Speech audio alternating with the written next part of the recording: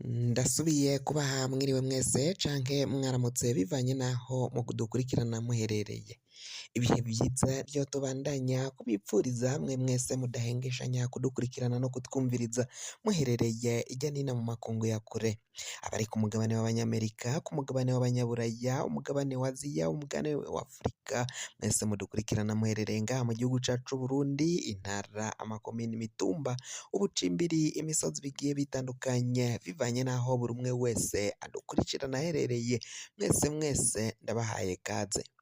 Fyonda subscribe niba ukoresha ururimi rw'icongereza canke niba ukoresha ururimi rw'igifaransa fyonda sabone, hama uraca uja ngaha iburyo urafyonda no kwako kantu kameze nk'agakengeri. Amakuru, ibiganiro dutohoza umwanya ku mwanya bizoja bigushikira aho uzoba uherereye hose kw'isi. Amakuru agizweko ariko aravuga ngaha mu gihugu cacu c'Uburundi, reka tuyatangurire mu gisata c'umutekano, dutangurire mu ntara ya Bubanza, komine Gihanga, umutumba Kagwema ya mbere, aho umukuru w'umutumba Emerance Ndayizeye yanyurujwe n'abantu batamenyekanye, ariko hakaba hariko harikekwa ko imbonerakure zo muri uyo mutumba Kagwema ya mbere batari bameranye neza n'umukuru w'umutumba.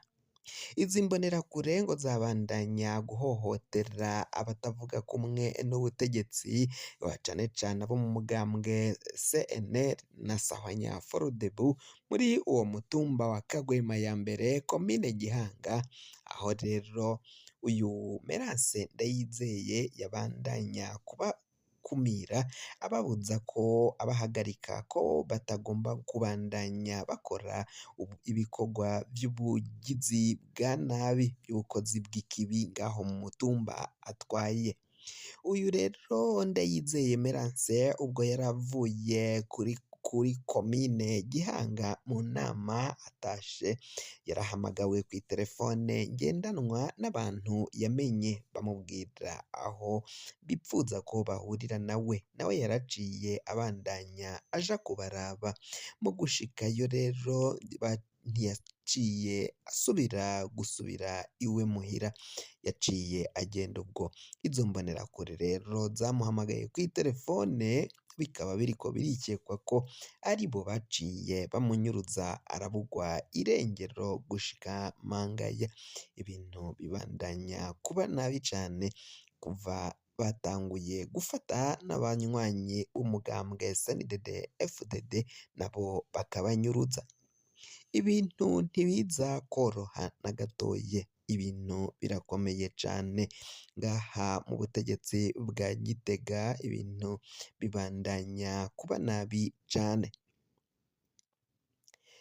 Amakuru yandi tugira tubashikirize: Muganga Christophe Sahabo agwariye mu bitaro vya Rwakarede, ngaha rero ngo akaba hibonekeza ko ashobora gusubizwa mw'ibohero rya Ruyigi, na cane cane ko amagara yiwe atifashe neza. Ngivyo vyaboneka ubwo abapolisi bari basanzwe bamucungera ngaho ahagwariye mu bitaro vya Rwakarede Jumbura, aho rero baciye bahindurwa hazanwa abapolisi bakora mw'iperereza.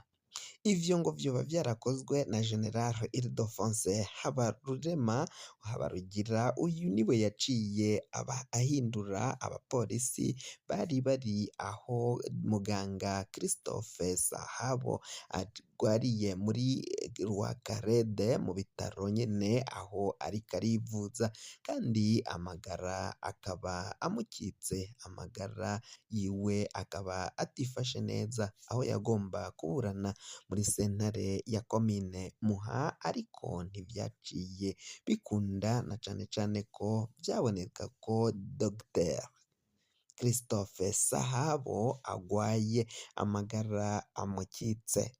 Yaciye ajanwa mu bitaro vya Rwakarede Bujumbura, aho rero kuri ubu ngubu baciye bahindura abapolisi bari basanzwe bacungera uyu munyororo muganga Dr Christophe Sahabo.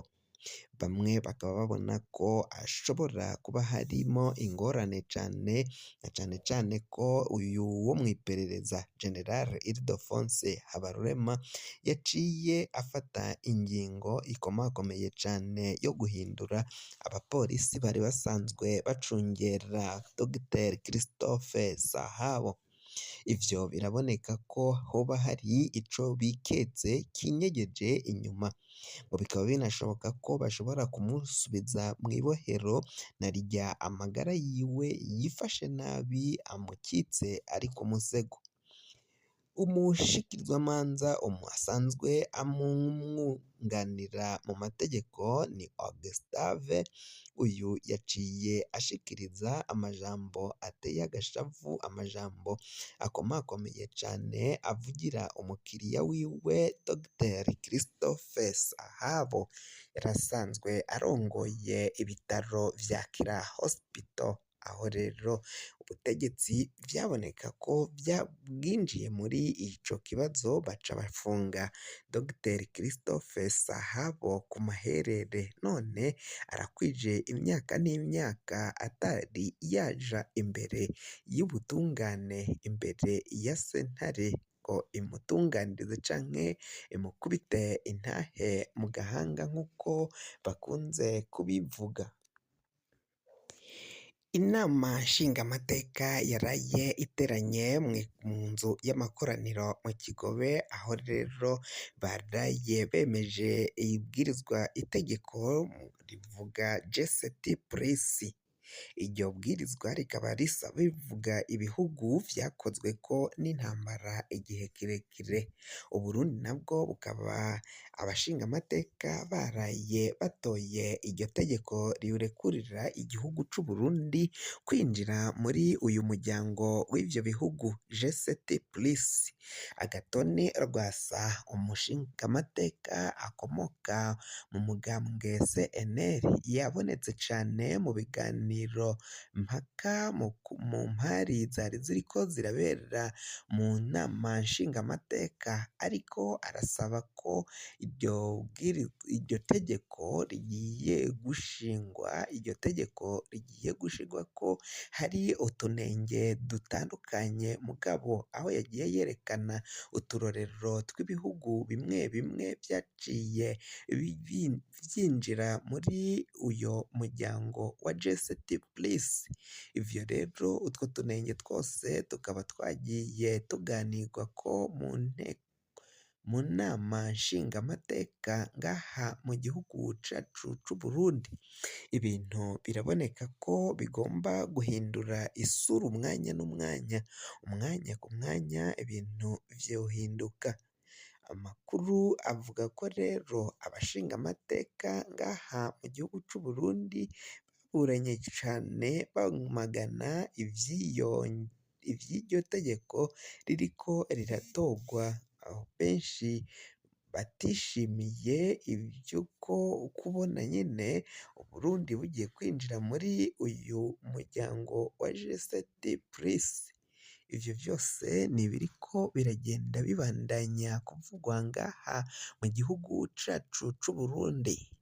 Tuje mu makuru y'inkino, nyuma yaho Uburundi buhuye n'umugwi w'igihugu ca Senegal bigahera Senegal itsinze igitsindo 1-0.